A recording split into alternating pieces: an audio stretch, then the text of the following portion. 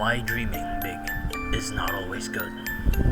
I have an important question for you, my friends, and I bet you have dedicated your fair share of thought to it throughout your lives. Which way of thinking is better? Dreaming big or being satisfied with small things? Since I held my first belief my whole life, I believe I am qualified enough to talk about why it can be even more harmful than being unambitious. My whole life, I thought I was gonna be huge. Not just your typical A student type huge, but world famous huge. I probably had some predisposition to think so because I was a talented kid and did really well at school, frequently scoring at the top of the class. Over time, however, my motivation turned into something unhealthy. I started to believe that I was entitled to success, and I grew more and more frustrated as I faced the real world. Well, the truth is, I didn't contact it a lot until going to university and leaving my hometown, where I had lived in a safe bubble, believing that success in the big city is waiting for me to come. The first ominous sign came when I didn't get a perfect score at the entrance exam. I still scored really well, 195 out of 200, and got into the university. But I wasn't the first one anymore, which seems pretty logical now. There were thousands and thousands of kids applying to the same university, but back then, I felt I was missing something. I couldn't enjoy my triumph because I didn't get that perfect score.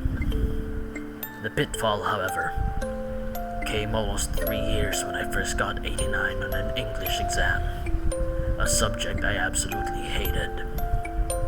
Then, I started to feel like a failure. Now you're probably wondering, what does it have to do with dreaming big? Here's my answer.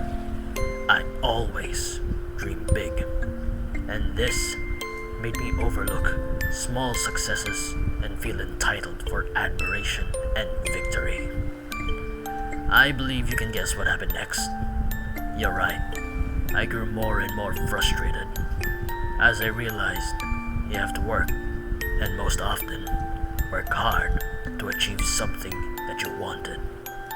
You even have to withstand failure and rejection, something I wasn't used to dealing with at all. The only opinion I had about failures is that they diminished my previous accomplishments and my value as a person, and that successful people never fail and never have to deal with the pain of rejection. Dreaming big is as good as it helps the person set far-reaching goals and do bold things, but it can only work if a person has healthy relationships with failure, tryouts, and taking tiny steps. The success that seemingly comes overnight takes years to achieve, but no one wants to mention those years. They are a boring time of exhausting routine and continuous hard work. Sounds bad enough for a movie, right? Ladies and gentlemen, don't teach anyone to just dream big. Teach them to dream big while taking small steps. This is always better than staying in one place and wishing to be teleported to the valley of success. Stay motivated, everyone.